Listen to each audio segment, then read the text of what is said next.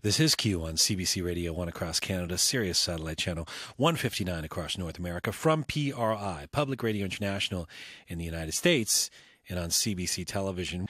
You might know The Kills, a band propelled by the fuzzed-out garage rock tendencies of guitarist Jamie Hintz and Alison Mosshart's feverish, smoky vocals. They exude everything you want in a rock band: sex, style, confidence. It's a sound and an aesthetic that The Kills have been honing for nearly a decade, since the release of their 2003 debut, Keep on Your Mean Side. With the release of their fourth studio album, The Kills ably demonstrate that a minimalist membership does not equal minimalist music. Blood Pressures manages to deliver their patented riffs while also expanding on their musical vocabulary. The Kills are just wrapping up a North American tour, and I'm very pleased to have the band Jamie Hintz and Alison Mosshart here with me in Studio Q for a special acoustic performance. Hello, you two. Hello. Pleasure to have you here. Nice to see you again, Alison. So you're going to start off with a song. What song are you going to play for us? We're going to play Baby Says. All right. This is The Kills, live in Studio Q.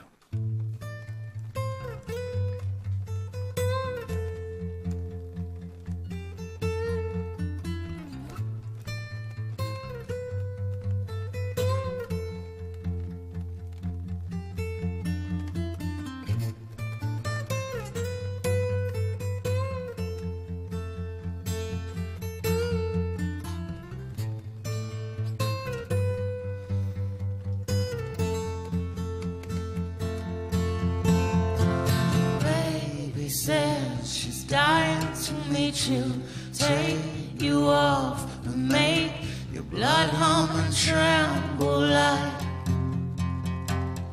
the fairground lights.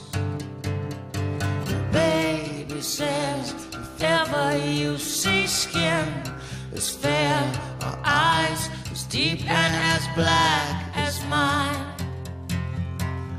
I'll know you're lying. Baby says, how of romance I'll get from all you sleeping dogs you thugs have got. I'll get one yet.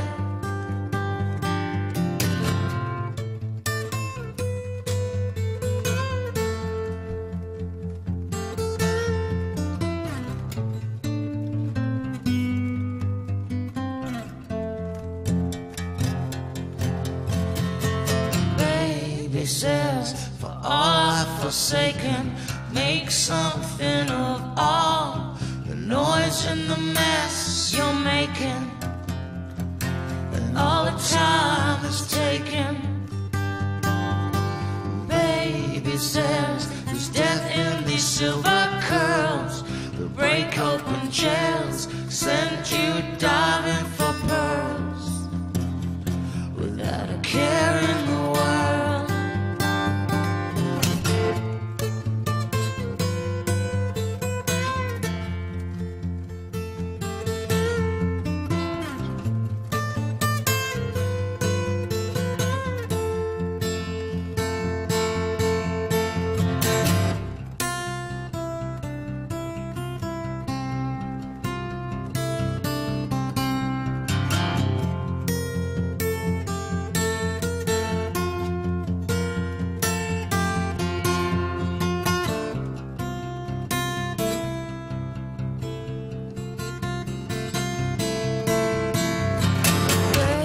Says she's dying to meet you, take you off and make your blood hum and tremble like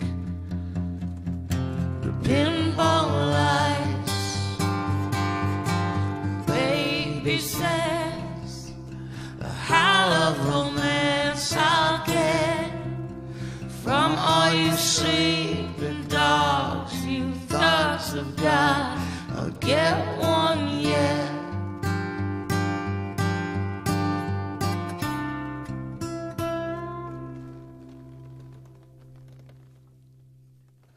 Wow, nicely done. Yeah.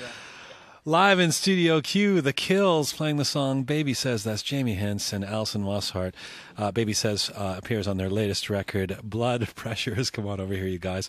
It's actually hard to sing unison, for a guy and a woman to sing unison and sound that good do you?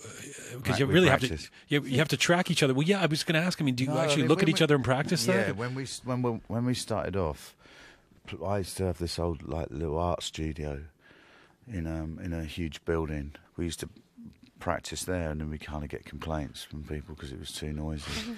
And then there were some carpenters that we were friends with downstairs, and they built this little cupboard for us, like a soundproof cupboard, and that we would sit in and I couldn't not stand annoy that. Very, very anybody. kind of them. But what it meant was we would sort of sit quite really close proximity opposite each other, staring at each other, and you sort of will these kind of psychic ghosts out of each other when we would be coming up with sort of stream of consciousness lyrics while we were singing, and the other person would, kind of start sooner or later start second guessing and singing the same thing. And there was quite a power in that. You're also, I've seen you play a few times now in concert. You're sort of known for your loud, kinetic shows, Alison. Does it give you a different insight into the song, or do you tap into something different when you're playing a pared down acoustic version like that? The songs, when we do them acoustic, that's kind of the way they were born in the first place. We tend to write that way, so they're familiar to me in that sense as well. And I think as soon as you kind of electrify anything, it changes everything. Blood Pressures is a very different record, as a lot of people have said, from your last Midnight Boom, in the sense that was more pared down and angular, you might argue. This record, you include elements that you don't normally. You got piano, you got mellotron, gospel singers at one point, more harmonies. Did you have a clear idea of where you wanted to go with this album from the start? Never really from the start. There's two different processes for me. There's songwriting and then there's recording, and they're really different things. A song can start off as a simple folk ballad, and it can end up as a sort of brutal noisescape. You can, especially when there's two people. In a four-piece, in a way, you've got four parts of a machine that fit together, and they fit together in the same way every time. Really, with the two-piece, the possibilities are endless because you're more restricted in a way, so that it kind of opens up. You have the songs before you go in. So you're not Talking Heads when they used to go and sort of jam in the studio and have songs. Well, we've done that. We've done that. We've done that. We did that on No Wow, and we've done that on plenty of songs on all our records. Actually, Yeah. we kind of do jam, but we're not a jam band. Right. You also did say, though, that you wanted this album to be a loud guitar record. Yeah. Was that a reaction to the last record? Partly, I'd kind of had a revelation with MPC 60 drum machine, and I became obsessed with it. I could easily. I mean, I love to smoke, and I like to drink, Right. and I like to talk, and when I've got an MPC 60 in front of me, I can easily go 10 hours without doing any of those things, And so Really? yeah. This is a way for people to kick their addictions. That's really why Midnight Boom had so little guitar on it, because I spent so much time programming the MPC 60 and getting into this rhythm thing. There wasn't much left. I'd kind of occasionally go and go burp on the guitar, But I loved it. It was really liberating. And then I kind of panicked after touring that for a year and a half. Sort of panicked that I wasn't a guitarist anymore. Alison, lyrically speaking, this does feel like, you can correct me if I'm wrong, it feels like a darker record. And there's some definite anger and attitude in these songs. You said you're not moved by happy songs. Do you feel like more fertile as a writer when when bad things are happening to you? I mean, people do say that. Yeah, right? I think so. I mean, I think then you have endless material, If you're not out there kind of living your life and doing stuff and getting into trouble and having problems, you don't really have anything to write about. And Jamie, you said you're not as prolific with lyrics as Alison. There's no competition. So what fuels the writing when it does happen for you? Fear. Of what? Of writing? Of deadlines, of having too many instrumentals on the records, that sort of thing. Good to know it's coming from an organic place. Yeah. I just find it's important to really lay yourself on the line when you're writing lyrics, and to be vulnerable and honest. Those are, for me, the lyrics that have the most impact. And as my life bumbles along in various ways, I kind of find it harder to want to lay myself out on the line. You know, I find it harder to be that vulnerable because I feel attacked in that way quite often in my daily life. It's funny because I think of most of the big hit songs right now in the world, whether it's like you know, that like the Party All Night song or whatever. Those are not written from vulnerable, lay yourself on the line kind of places, right? No. Do you lament the kind of lyrical stuff that populates the pop music airwaves? No, not at all. I think it's always been like that from, you know, I want to hold your hand, you know, it's all kind of... That's a vulnerable place. I want to hold your hand. You Yeah, might say I mean, no. I think it's always, you know, rock and roll's always thrived on cliches and, you know, idiotic love cliches. And sometimes, when the smoke clears, they're actually the ones that have the most impact. Alison, last time we talked, it was in the context of your work with Jack White and the Dead Weather. You guys were here together, and you recorded 2 albums between the Last Kills record and this one. How did that experience inform or influence the approach you took with this record back with Jamie?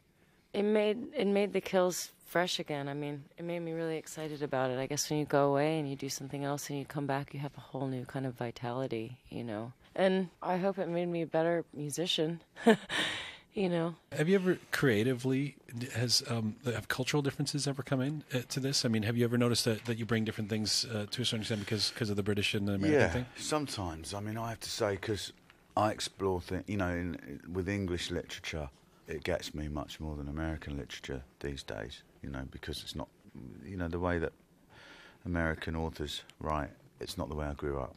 It has impact, but it's not the way I grew up. Who are the British writers that inspire you? Or again, what's an example of you?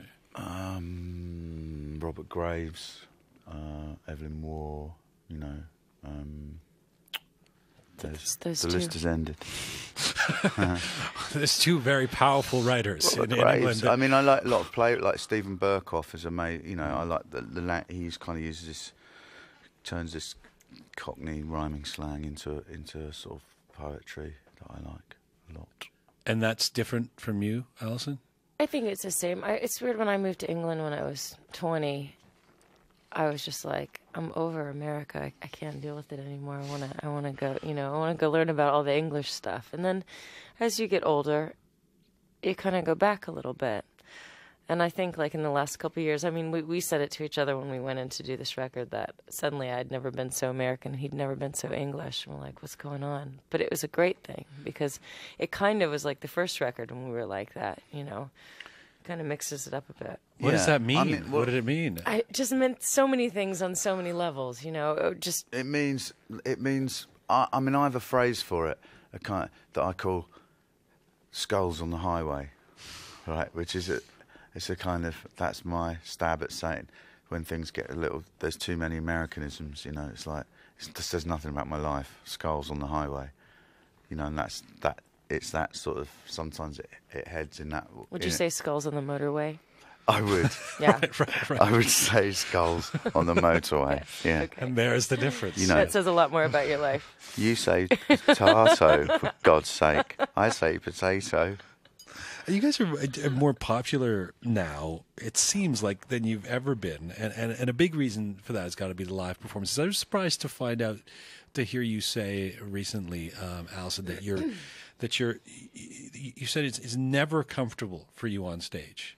There's a certain amount of, like, nerves and adrenaline that happen to you before you go on stage. It happens to me, and I think it happens to Jamie, where you kind of feel so excited and sort of sick and kind of, you know, really questioning whether you can do it, if you know how to do it. And that's so weird, because you do it every night, but you still wonder every single night before you go on stage if you know.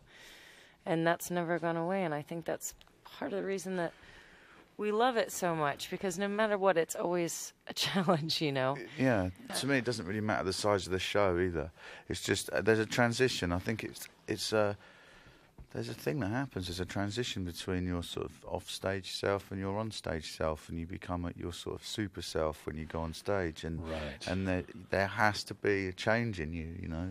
It has to be this kind of werewolf thing going on, and that's the fear for me. But having said that, you two are both so powerful on stage. You know, there are people who will say ultimately they're more comfortable with themselves in that super persona on stage than they are when they're off the stage. You are. Yeah. I feel More you? I feel great. I feel like there's a weird line. For some reason, it's like my space. I just know what I'm doing. Once I'm there, I know what I'm doing. And I think, it's like this kind of, I don't know, it's this arena to completely express these things and to let this music do this to you and take you for a ride. And for some reason, it's so, I find it so wonderful. I love it so much better than just anywhere else. You two have this platonic relationship, but it's always interesting, like researching the Kills, and then I'm sure you know this. It always comes up that you have this sexually charged energy between the two of you. Is that some? First of all, how do you feel about the fact that that seems to be a focus of a lot of the media attention on you? And is that something that you had to develop, or has that always been there with you two, and it come out of the music? It's always been completely unknown to us and inexplicable, and not deliberate. But I think a lot of those, nerves and stuff do a lot. You know, people's actions on stage get interpreted in a certain way that they probably don't mean. And I think I'm happy that there's a sort of sexual voodoo going on, because that's rock. That's the essence of rock and roll. I mean, it's sort of primitive and it's sexual, and it was an old black term for sex, bump and grind, rock and roll. Right. That's what it should have, some sex involved in it. I think if you put a guy and a girl on stage, and they're going to have sex. Yeah, on stage, and that's they what you cannot pay help for. themselves. So. If people are paying for them to People come pay on stage, $40. that's what you're going to get. Well, let me ask you one more thing about the live show, because you're also this stylish duo. I mean, both of you. You seem comfortable in terms of with fashion. You're both visual artists. Alison, you've modeled. Jamie, you're married to a supermodel. Do you conceptualize style as part of the Kills presentation?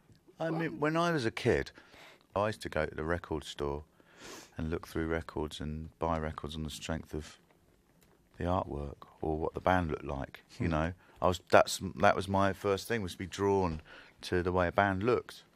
And I think it's on one hand you can say that fashion is a superficial idiot's game, but I think that's kind of idiotic to say that, because it's in everything. It helped me through school pick the people that were going to bully me or weren't going to bully me. And it's not just about like looking cool, it's about identifying. And if you don't get that, then you haven't been through it. Like, you haven't been through that thing of choosing a side to be on.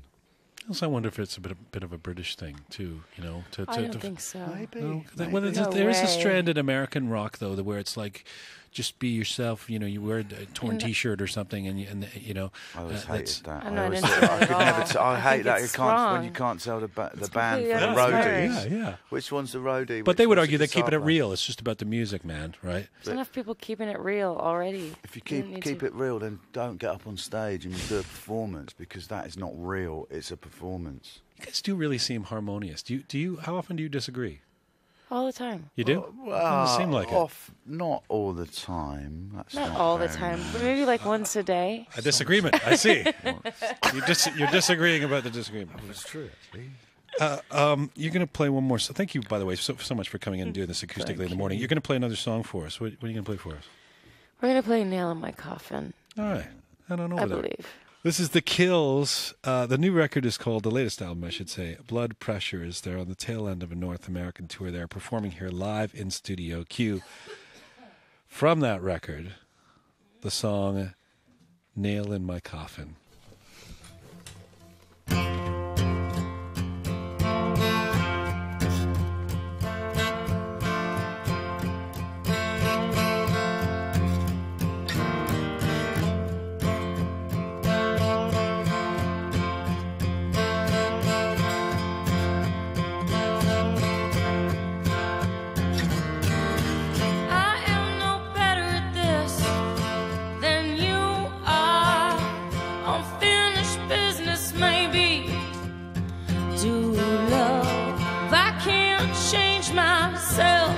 To you, dear. what you are on me is far too unclear. Could be a nail in my coffin and I don't need another one. Could be a nail in my coffin, Lord knows I ain't ready yet. Could be a nail in my coffin and I don't need another one. Could be a line I'm crossing I ain't ever gonna get back from. Oh, oh, oh, oh, oh, oh, oh, oh, oh, oh. Oh, oh, oh, oh, oh, oh, oh, oh. I am no better at this than you are. Loneliness never truly leaves me alone. I've made mistakes I can't take back home. I love you just not the way you want. Could be a nail in my coffin and I don't need another one. Could be a nail in my coffin, Lord knows I ain't ready yet. Could be a nail in my coffin and I don't need another one. Could be a line I'm crossing I ain't never gonna get back from. Oh, oh, oh, oh, oh, oh, oh, oh, oh, oh. Oh, oh, oh, oh, oh, oh, oh, oh, oh. Oh, oh, oh, oh, oh, oh, oh, oh, oh, oh.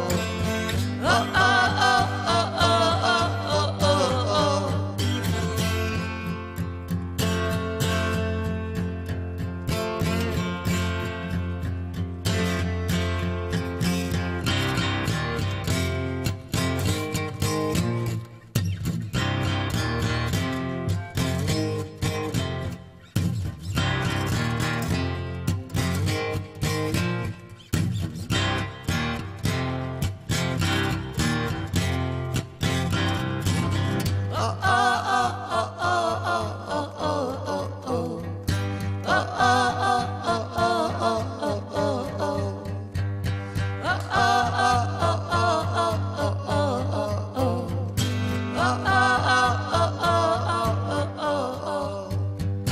Could be a nail in my coffin and I don't need another one.